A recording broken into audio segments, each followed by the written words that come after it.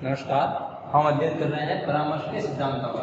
परामर्श के सिद्धांत क्या क्या है, कौन कौन से सिद्धांत हैं परामर्श के सिद्धांतों का हम अध्ययन करेंगे। देखिए, परामर्श एक निर्धारित रूप से संरचित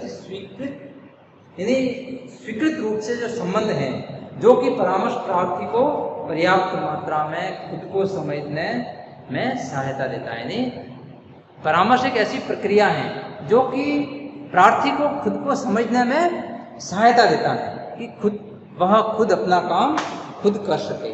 वो प्रार्थी अपना काम खुद, अपनी समस्या को किस प्रकार समस्या का समाधान कर सके, तो वो उसको खुद को समझने में वो सहायता देता है, जिससे वह अपने नवीन ज्ञान के परिप्रेक्ष्य में ठोस कदम उठाए। जो उसको ज्ञान प्राप्त हुआ है उससे वो आगे के कदम उठा सके, आगे उसको क्या करना है वह कर सके। इसी प्रकार से जो परामर्श है वो उसकी सिद्धांत की व्याख्या व्यापार या घटनाओं के अंतर्निहित नियमों और दिखाई देने वाले संबंधों के प्रतिपादनों के रूप में की जाती है। जो दोनों के संबंध हैं, दोनों का आपस में व्यापार यानी दोनों के संबंध, उन और घटनाओं का जो अंतर्निहित नियम, विभिन्न घटनाएं क्यों घटित हो रही है, इसमें जो दिखाई दे रहे संबंध हैं उसके रूप में की जाती है। और इसका एक निश्चित सीमा के अंदर परीक्षण किया जाता है। और परामर्श के क्षेत्र में सैद्धांतिक ज्ञान का जो विशाल भंडार है उसका उपयोग किया जाता है। परामर्शकर्ता के लिए इन सैद्धांतिक आधारों का परिचय बहुत ही आवश्यक होता है। इसलिए परामर्श के जो सिद्धांत हैं उसको 4 भागों में, अलग अलग 4 भागों में बांटा गया है। परामर्श किस किस प्रकार से दिया जा सकता है, परामर्श के सिद्धांत क्या क्या है, इसको 4 भागों में बांटा गया है। सबसे पहला है प्रभाववर्ती सिद्धांत। प्रभाववर्ती, देखिए नाम से ही प्रभावकारक। ये सिद्धांत मूलतः अस्तित्ववादी मानवतावादी दर्शन की परंपरा से उत्पन्न हुआ है। अस्तित्ववादी और मानववादी, इसमें उपबोध्य यानी जो परामर्शदाता हैं, जो प्रार्थी हैं, प्रार्थी को प्रभावपूर्ण ढंग से समझने पर जोर दिया जाता है कि प्रार्थी को समझो, पहले प्रार्थी को समझो, प्रार्थी किस प्रकार का है, उसका व्यवहार किस प्रकार का है, उसकी समस्या किस प्रकार की है, क्यों उत्पन्न हुई है, उस प्रार्थी को समझना बहुत आवश्यक है। उसके बाद में इस समस्या पर विचार किया जाता है। तो यह उपागम प्रार्थी को एक व्यक्ति के रूप में समझने पर, यानी प्रार्थी एक व्यक्ति है और उसको उस व्यक्ति के रूप में ही समझना आवश्यक है। और उसके बारे में जानना, इस पर अधिक महत्व देता है। और इसमें परामर्शदाता है वो बाह्य वस्तुनिष्ठ परीक्षण की परिधि को लांघकर, यानी बाहर की परिधि को लांघकर उसके अंदर झांकता है। उस प्रार्थी के अंदर, जो परामर्शदाता है वो उस प्रार्थी के अंदर झांकता है। तो प्रभाववर्ती सिद्धांत में क्या किया जाता है कि उस प्रार्थी के अंदर झांकना है, उसका व्यवहार को समझना, प्रार्थी के अंदर की बातों को समझना, उसके व्यवहार को समझना, और जो बाहर का संसार है उसको लांघकर वो अंदर उस प्रार्थी को समझने की कोशिश करता है। और वस्तुनिष्ठ जो परीक्षण है, यानी जो बाहर के जो उसके द्वारा जो दिए गए उत्तर हैं उसको लांघकर उसके अंदर झांकता है, अंदर के संसार में वो प्रवेश करने का प्रयास करता है परामर्शदाता। और परामर्शदाता व्यक्ति के साक्षात्कार का वातावरण सबसे पहले क्या करता है कि वो साक्षात्कार का वातावरण इस प्रकार का पैदा करता है कि वो उसके अंदर झांक सके, यानी उसके अंदर की समस्याओं को बाहर निकलवा सके। कई बार क्या है कि प्रार्थी है वो श्रम के मारे या किसी अन्य कारणों से जो उसकी आंतरिक समस्या है वो नहीं कह पाता है, तो ऐसा एक वातावरण वहाँ तैयार किया जाता है कि वो हर समस्या को बता सके, इस प्रकार से ये साक्षात्कार का वातावरण वहाँ पर निर्मित किया जाता है। और उसके पश्चात उसको समझने का प्रयास किया जाता है। और इस उपागम के अंदर परामर्शदाता एक बाह्य वस्तुनिष्ठ परीक्षण की परिधि को लांघता है और उसके जो अंदर का जो संसार है उसमें प्रवेश करता है और मानवीय अंतःक्रिया के माध्यम से परामर्शदाता उसके अंदर जानने का प्रयास करता है। और इसको इस प्रकार संप्रेक्षणा में व्यक्त कर सकते हैं कि अनुभव की विलक्षणता, यानी जो प्रार्थी है उसका अनुभव कितना है, उसकी वो किस प्रकार का विलक्षण है, विलक्षण प्राणी किस प्रकार का है, किस प्रकार के उसमें लक्षण है, उसका अनुभव क्या है। और ये अधिक महत्वपूर्ण है कि परामर्श जो प्रार्थी है वो किस प्रकार का अनुभव करता है, क्या अनुभव करता है, उसकी जो वास्तविकता है वो किस प्रकार की है, वो किस प्रकार की है, उसके लक्षण किस प्रकार के, उसके अनुभव किस प्रकार के हैं, उसकी वास्तविकता किस प्रकार की है, उसको समझना बहुत आवश्यक है। उसको समझे बिना हम आगे नहीं बढ़ सकते, यानी उसको परामर्शदाता आगे नहीं बढ़ सकता। इसलिए प्रार्थी की अनुभव की विलक्षणता को समझना बहुत आवश्यक है। समग्रता, समग्र रूप से उसके जो अनुभव हैं उसको समझना आवश्यक है कि समग्र रूप से वो किस प्रकार अनुभव करता है, समग्र रूप से प्रार्थी किस प्रकार अनुभव करता है, और व्यक्ति को समग्र रूप से उसके वर्तमान अनुभव, उस प्रार्थी के वर्तमान अनुभव क्या है, उस संदर्भ में उसको समग्र रूप से समझना आवश्यक होता है। सीमाबद्धता, हालांकि जैविकीय और ये पर्यावरण जनित जो कारक हैं उसको विशिष्ट रूपों में व्यक्ति को सीमाबद्ध तो नहीं कर सकते, जैविकीय कारकों के कारण और पर्यावरणीय कारकों के कारण किसी व्यक्ति को हम सीमाबद्ध नहीं कर सकते। उसके बहुत सारे अलग अलग अनुभव होते हैं, उसके बहुत सारी अलग अलग विलक्षणताएं होती हैं, बहुत सारी अलग अलग विशेषताएं होती हैं, लेकिन फिर भी व्यक्ति को विकसित होने और उसके अस्तित्व निर्माण की क्षमताएं कितनी है, वो क्या कर सकता है, किस प्रकार कर सकता है, उसके बारे में हम सीमा जरूर तय कर सकते हैं। और उस सीमा तय करने के पश्चात परामर्शदाता आगे बढ़ता है, उसको परामर्श देता है। आत्म परिभाषा, मनुष्यता सदैव ही आत्म परिभाषा की प्रक्रिया में संलग्न रहती है कि वो खुद क्या है, उसका व्यक्तित्व किस प्रकार का है।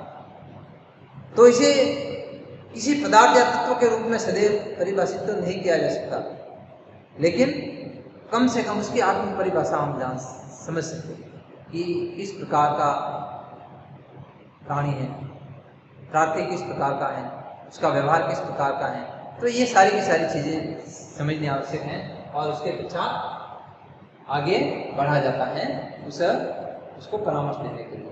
तो ये प्रभाववर्ती सिद्धांत है, उसके ऊपर प्रभाव, प्रार्थी के ऊपर प्रभाव जमाया जाता है, उसके ऊपर प्रभावपूर्ण तरीके से, उसको प्रभावपूर्ण तरीके से आगे बढ़ाया जाता है, उसको प्रभाव। ये प्रभाववर्ती सिद्धांत है। दूसरा है व्यवहारवादी सिद्धांत, व्यवहारवादी उपागम या व्यवहारवादी सिद्धांत। प्रार्थी के जो अवलोकनीय व्यवहार हैं उस पर बल देते हैं कि उसका अवलोकन, जब हम प्रार्थी का अवलोकन करते हैं तो उसका व्यवहार किस प्रकार का होता है, यानी अवलोकन करके उसके व्यवहार को पता लगाना, प्रार्थी के अवलोकन करके उसके व्यवहार को पता लगाना। दूसरे शब्दों में हम कह सकते हैं कि व्यवहारवादी उपबोध, जो व्यवहारवादी सिद्धांत हैं वो उसके अनुभवों की अपेक्षा उसके व्यवहारों को जानने, यानी प्रार्थी के व्यवहारों को जानने पर बल देता है। उसके अनुभव क्या है वो नहीं, उसके व्यवहार किस प्रकार का है वो जानने पर बल देता है, और उसके व्यवहार जानने समझने, उसके व्यवहार में अधिक रुचि रखते हैं और उसके पश्चात उसके समस्या का हल किया जाता है कि उसका व्यवहार किस प्रकार का है, उसके आधार पर उसकी समस्या का हल किया जाता है। व्यवहारवादी समस्याग्रस्त व्यक्ति के लक्षणों पर अधिक ध्यान देते हैं और समस्याएं अधिकांशतः हमेशा ही उस प्रार्थी के द्वारा अपने व्यवहार करने के ढंग के कारण, उसके व्यवहार के कारण ही वो जीवन में असफल होता है। कई बार उसके व्यवहार के कारण ही वो सफल भी होता है और असफल भी होता है। ये सफलता असफलता उसके व्यवहार पर निर्भर करती है। इसलिए उसके व्यवहार को जानना आवश्यक है और व्यवहार करने के ढंग को जानना आवश्यक है। इस प्रकार परामर्शदाता उसकी व्यवहार पर बल देता है और उसके पश्चात वो परामर्श देता है। परामर्शदाता उसके व्यवहार को जानने पर बल देकर उसके पश्चात वो परामर्श देता है और वो इस प्रकार का वातावरण पैदा करता है कि उसको परामर्श देने के पश्चात अपने व्यवहार में परिवर्तन करे। व्यवहार में जब परिवर्तन होता है तो इस प्रकार का चेंजेस होना चाहिए व्यवहार में कि उस समस्या का समाधान हो जाए, उस समस्या का समाधान हो जाए। इस प्रकार का परामर्श देकर वो उसके व्यक्तित्व की समस्या का समाधान करता है। और व्यक्ति जब उत्तरदायी रूप से व्यवहार करने में समर्थ नहीं हो पाता तो वो उसके व्यवहार को किसी अन्य प्रकार से चेंज करता है और उसके व्यवहार को चेंज करके वो उस समस्या का समाधान करता है। और उनमें एक इस प्रकार का प्रार्थी के अंदर इस प्रकार का भाव पैदा करते हैं कि वो ये काम कर सकते हैं, यानी आत्मविश्वास पैदा करते हैं। जो परामर्शदाता है वो आत्मविश्वास पैदा करते हैं उनमें और फिर उस काम के प्रति उसको उनको किया जाता है। उसके पश्चात तीसरा है बोधात्मक सिद्धांत। बोधात्मक, बोध, संज्ञान, ज्ञान, कॉग्निटिव, बोधात्मक, जैसा नाम से है कि इस सिद्धांत में स्वीकार किया जाता है कि संज्ञान या बोध व्यक्ति के संवेगों और व्यवहारों का सबसे प्रबल निर्धारक है। व्यक्ति के व्यवहार का, व्यक्ति के संवेग का सबसे प्रबल निर्धारक है संज्ञान, उसका बोध, उसकी स्मृति, उसका दिमाग, वो किस प्रकार का है, वो उस प्रकार से वो व्यक्ति व्यवहार करता है। और व्यक्ति सोचता उसी के अनुसार है और उसी के अनुसार व्यवहार करता है। जैसा उसका संज्ञान होगा, यानी जैसा वो सोचता है, जैसा वो जैसी उसकी बुद्धि है, जैसे वो बुद्धि को प्राप्त करने के लिए सोचता है, उसी प्रकार का उसका व्यवहार और उसका अनुभव होगा। इस सिद्धांत के अंतर्गत जो काम है उसका संपादन विश्लेषण अत्यधिक प्रचलित विद्या से किया जाता है और इसमें व्यवहार की समझ इस मान्यता पर निर्भर करती है कि हर व्यक्ति अपने पर विश्वास करना सीख सके, अपने आप पर उसको विश्वास जगाया जाता है। परामर्शदाता है वो प्रार्थी में विश्वास पैदा करता है, अपने आप पर विश्वास पैदा करता है। प्रार्थी में उसको आत्मविश्वास जागृत करता है, उसके अंदर प्रार्थी के अंदर आत्मविश्वास जागृत करता है और व्यवहार की समझ पैदा करता है और व्यक्ति अपने खुद पर विश्वास करने लगता है और अपनी भावनाओं को अभिव्यक्त करने में समर्थ होने लगता है कि भावनाएं किस प्रकार अभिव्यक्त की जाए। अपनी भावनाओं को अभिव्यक्त करने में वो समर्थ बनाया जाता है प्रार्थी को, परामर्शदाता के द्वारा। परामर्शदाता इसके अंतर्गत प्रार्थी को जीवन में सकारात्मक दृष्टिकोण के लिए अपनाने और उसमें विकसित करने की क्षमता का संबल प्रदान करता है, यानी उसमें सकारात्मक दृष्टिकोण पैदा करता है। प्रार्थी सकारात्मक रूप से आगे किस प्रकार बढ़ा जाए और समस्याओं का समाधान किस प्रकार हो, वातावरण के साथ समायोजन किस प्रकार हो। इस वातावरण में समायोजन, वो चाहे सामाजिक वातावरण हो, आर्थिक वातावरण हो या किसी अन्य प्रकार का वातावरण हो, उस वातावरण में, उस आसपास के वातावरण में किस प्रकार से समायोजन करना सिखाता है, उसको सकारात्मक दृष्टिकोण अपनाने सिखाता है और फिर उस समस्या का समाधान किया जाता है। नेक्स्ट है व्यवस्थावादी या विभिन्न दर्शनग्राही प्रारूप सिद्धांत। व्यवस्थावादी सिद्धांत और इसके विभिन्न व्यवस्थाएं होती है, बहुत सारे इसके व्यवस्थाओं के अंतर्गत इसको सिद्धांत को समझा जाता है। पहला चरण, पहली अवस्था की समस्या का अन्वेषण किया जाता है। समस्या को देखा जाता है। समस्या किस प्रकार की है, कौन सी समस्या है, किस प्रकार पैदा हुई, उसके पश्चात आगे बढ़ा जाता है। सबसे पहले उस समस्या पर अन्वेषण, समस्या पर विचार विमर्श, उसके पश्चात आगे बढ़ा जाता है। फिर दूसरी अवस्था द्विआयामी समस्या परिभाषा, उस समस्या की परिभाषा द्विआयामी, परामर्शदाता और प्रार्थी की तरफ से समस्या किस प्रकार की है, परामर्शदाता उसको किस रूप में लेता है, और समस्या की परिभाषा देखते हैं कि समस्या क्या है, उसको सही ढंग से एक ऐसा रूप देते हैं कि उसको परिभाषित कर सके समस्या को, उसके पश्चात आगे बढ़ा जाता है। तीसरी अवस्था है विकल्पों का अभिज्ञान करना, कि समस्या के कौन कौन से विकल्प हो सकते हैं, समस्या को सुलझाने के लिए कौन कौन से विकल्प हो सकते हैं, उसका अभिज्ञान करना। बहुत सारे विकल्प हो सकते हैं किसी समस्या को सुलझाने के लिए, अलग अलग विकल्प, और उन विकल्पों में सबसे सही विकल्प कौन सा होगा वो हमें अपनाना होगा। इसलिए विकल्पों का विज्ञान किया जाता है, विकल्प ढूंढे जाते हैं और उस पर विचार विमर्श किया जाता है कि सबसे सही विकल्प कौन सा होगा इस समस्या को समाधान के लिए। फिर प्रार्थी को परामर्श दिया जाता है और आगे बढ़ा जाता है।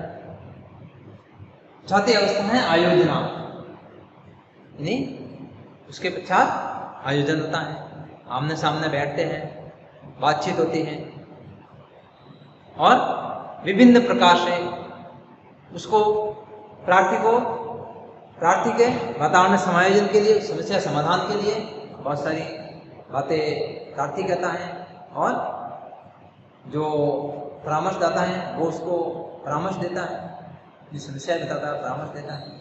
इसका आयोजन होता है, सत्र का आयोजन होता है। फिर है क्रिया प्रतिबद्धता, क्या काम दिया जाता है, प्रार्थी को क्या काम दिया जाता है और परामर्शदाता का क्या काम है, उसके प्रति प्रतिबद्ध होते हैं कि हमें ये करना ही करना है, इस प्रकार से काम करना है, इस प्रकार से इसको व्यवहार में परिवर्तन करना है, ये समस्या इस प्रकार की है तो इस तरह से ये सुलझेगी, इस प्रकार से क्रिया प्रतिबद्धता दोनों में। यह उसके पश्चात छठी अवस्था है मूल्यांकन और फीडबैक, यानी मूल्यांकन किया जाता है कि ये समस्या समाप्त हो रही है या नहीं हो रही है, उसका फीडबैक लिया जाता है, उसका मूल्यांकन किया जाता है और उसके पश्चात इस पर आगे बढ़ा जाता है। इस प्रकार से परामर्श के सिद्धांत, 4 सिद्धांत हैं। भाववर्ती सिद्धांत, जिसमें अनुभव की विलक्षणता, यानी उसके अनुभव देखे जाते हैं जो कि अलग अलग होते हैं, उसकी उस व्यक्ति को समग्र रूप से समझा जाता है और उसको सीमाबद्ध किया जाता है समस्या को, और आत्म परिभाषा उसकी व्यक्ति की आत्मपरिभाषित व्यक्ति को किया जाता है। हालांकि ये असंभव है, लेकिन फिर भी उसको उस सीमा में एक बांधा जाता है, समस्या को एक सीमा में बांधा जाता है। व्यवहारवादी दृष्टिकोण, उसके व्यवहार को समझकर किया जाता है। बोधात्मक सिद्धांत, उसके संज्ञान किस प्रकार का है, उसका बोध किस, उसका स्मृति स्तर किस प्रकार का है, वो क्या सोचता है, किस प्रकार से सोचता है, उस तरह से आगे बढ़ा जाता है। और व्यवस्थावादी जो विभिन्न दशा चल रही है वो अलग अलग अवस्थाओं में होकर गुजरता है। सबसे पहले समस्या का अन्वेषण होता है, फिर उस समस्या को दो तरफ से द्विआयामी समस्या की समझा जाता है, और उसके बाद विकल्पों का विज्ञान में विकल्प ढूंढे जाते हैं, फिर आयोजन होता है और फिर क्या काम किया जाए उस पर विचार होता है, और उसके पश्चात मूल्यांकन और फीडबैक लिया जाता है। इस प्रकार परामर्श के ये 4 सिद्धांत हैं और इन सिद्धांतों के आधार पर परामर्श दिया जाता है। परामर्श देने वाला और परामर्श देने वाला दोनों ही बहुत ही अनुभवी, जो परामर्श देने वाला है वो अनुभवी होना चाहिए, परामर्श लेने वाला उसको उसके ऊपर विश्वास करे, परामर्श देने वाले के ऊपर, तभी आगे बढ़ा जा सकता है। परामर्श हमेशा ही 1-2 व्यक्तियों के मध्य ही बहुत ही गोपनीय तरीके से चलता है। इस प्रकार से परामर्श आगे बढ़ता है और परामर्श देने वाला व्यक्ति उस परामर्श प्रार्थी की समस्या का अवलोकन करके, प्रार्थी की समस्या को समझकर उस समस्या को समाधान के प्रति वो प्रतिबद्ध होता है और आगे बढ़ता है। इस थैंक यू। यह आपका परामर्श के सिद्धांत है। धन्यवाद।